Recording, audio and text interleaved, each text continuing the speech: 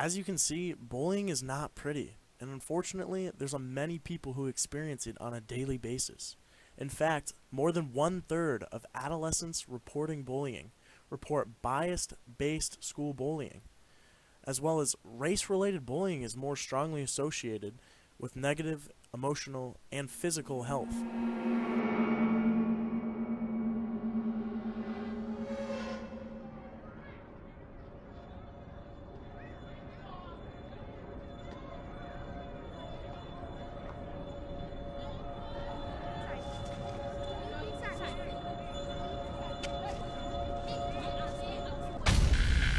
Well, it was in the playground and I didn't know a lot of English because I just came and a bunch of girls came from year 11 and just told me you don't belong here.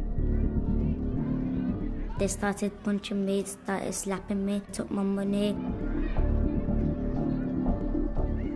I think racist bullying is often based on skin colour, not always. We've got loads of different examples from schools that we've worked with around the country where young people have encountered these sorts of things.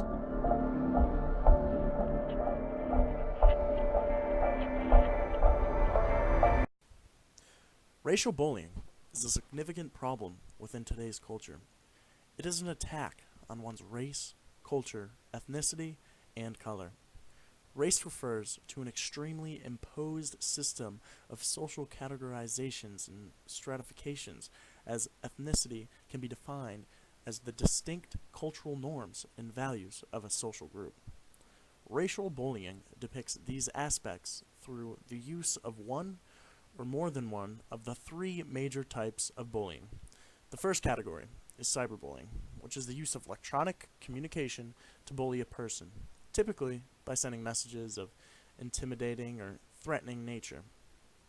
Physical bullying is a second category and can be defined as when one person or group of people picks or harasses another person in face-to-face confrontational manner. It can be subtle actions to casually degrade the person over time, or it can be a series of more aggressive and direct acts to purposefully hurt the person in a more immediate fashion.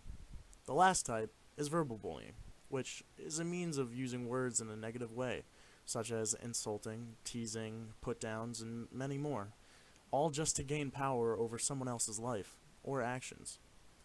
Institutional racism is a pattern of social institutions giving negative treatment to a group of people based on their race.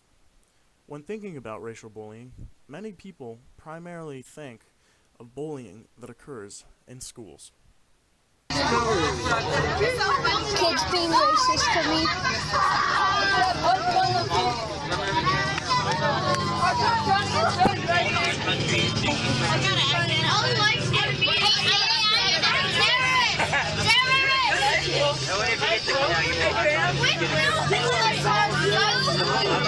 Again, if you're being racist to me, mother. I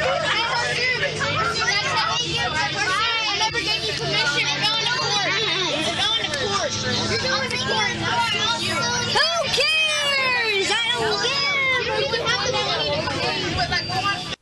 About 25% of students report being bullied or harassed each year based on their race.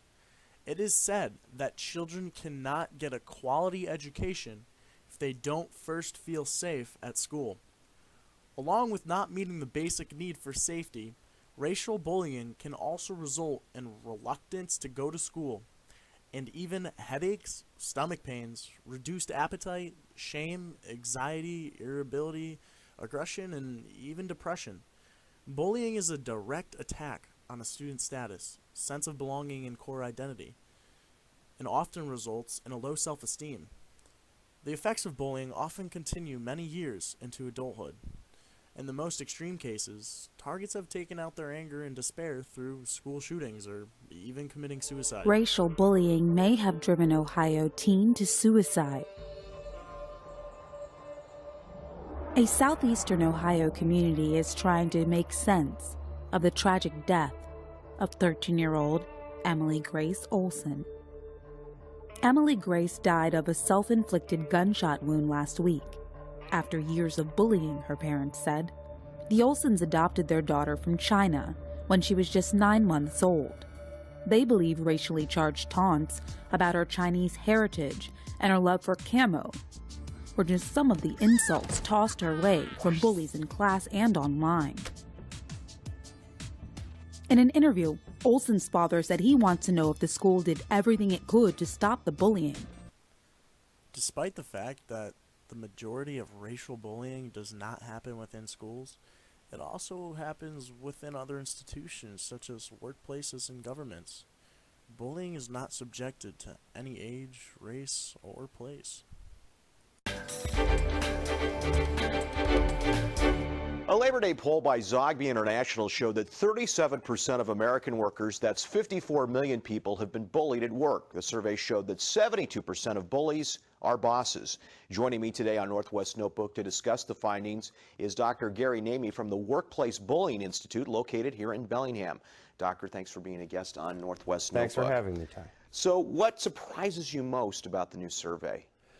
Well, I think we're startled by the statistic, the 37%, that over a third of the workers in their lifetime have been bullied. That's how close the awareness is. If you add the 12% who witnessed it, who only witnessed it, you've got half of the workplace being intimately familiar with workplace bullying and the misery it causes, and then you got 45% who are in total denial. Never seen it, never heard it, never happened to me. Of the 62% of unreported bullying incidents in the workplace, Richard Wright discusses a few in his autobiographic article, The Ethics of Living in Jim Crow. He writes that when he worked in a factory, he encountered both verbal and physical racial bullying. Wright was demoralized and subjected to being called racial slurs like a black bastard or a lazy son of a bitch and a black granny dodger by two of his coworkers. Along with the harsh racial slander, he was beaten on many occasions, having his head rammed into a wall, threatened with a steel bar, and slapped until he was bent sideways over a bench. After all of this, he was threatened to return to the factory or tell his boss about what had happened. Not only was his racial bullying, but he was also in the process of losing his job. Inside the Senate building, hearing room 3, a committee looks over a new anti-bullying bill, specifically targeting cyberbullying on school property and bullying based on race, sex, or sexual orientation. This bill takes our state and our school system for a step in the right direction. The Civil Rights Act of 1964 outlawed discrimination based on race, color, religion, sex, and national origin, and was the first step to rid of racial bullying, yet it still persists.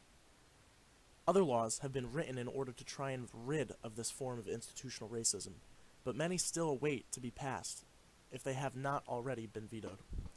As laws await to be passed, there are 5 steps we should do to rid of racial bullying within our societies.